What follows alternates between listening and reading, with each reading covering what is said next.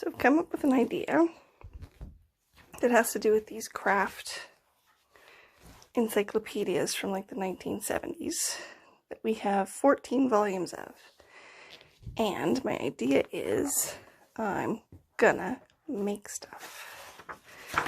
As you can see from the table of contents, it's a bunch of different mediums, a bunch of different projects. The difficulty level progresses as you get through each one, but ultimately it's a bunch of 1960s and 70s. Hilarious sometimes, very useful projects. Okay. I'm going to focus on first macrame because I have a crap load of yarn. So I'm starting with making a macrame board, which I will show you the finished project, but basically I'm taking this, I'm going to super glue some cork board to it, and I'm going to cover it with fabric so that I can put pins into it and then pin my yarn into place as I'm making my macrame projects. That is a project from volume 2. In the 70s, this is what they did. So if you can see, yarn macrame, I'm going to number 2 lesson there. I'm going to make myself a macrame board, and then I'm going to make myself a macrame belt. What's hilarious about that is the belt is for a size 25 waist. Or 25-inch waist. That's not going to fit me. We'll find another use for it. Macrame belt. The instructions on how to make the board are here. I'm sort of amending it a bit because I don't have foam rubber. Alright. Hi again. Okay, so making my macrame board, I have the following items. Excuse the mess. So what I have some Gorilla Glue because my glue gun is MIA. Got another one ready to be purchased. Just waiting for me at the store. I had some of this cork board from the dollar store. It was a 2-parter, and I went to open it, and literally so cheap, it tore it into bits. So I'm in the process of using the Gorilla Glue to reassemble it. Because it doesn't really matter. It just needs to be attached to this board. Again, any flat board. This is just what we happen to have in the garage. Cut it down to an appropriate size. So I can basically, once it's all put together, put my project here, put some pins in it, and then just work as I'm going down. It won't be too big to be ungangly, but it'll work out real well. So I'm going to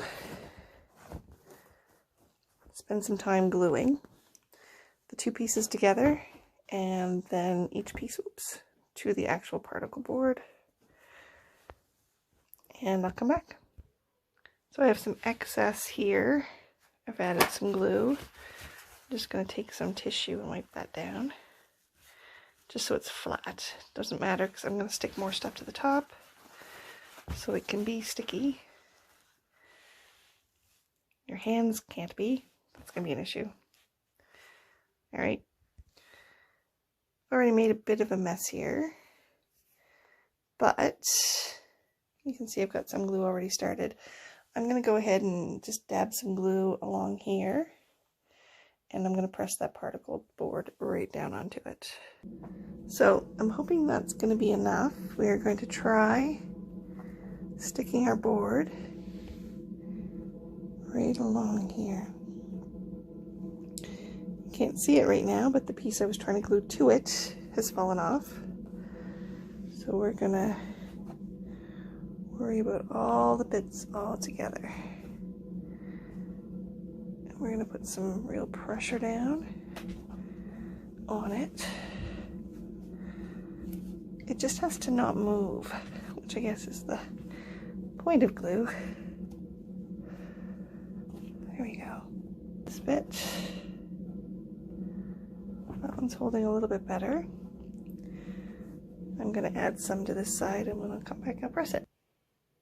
Okay, so we're going to take this other piece of particle board, Okay, let's say cork board and whatever hell that board is with all the holes.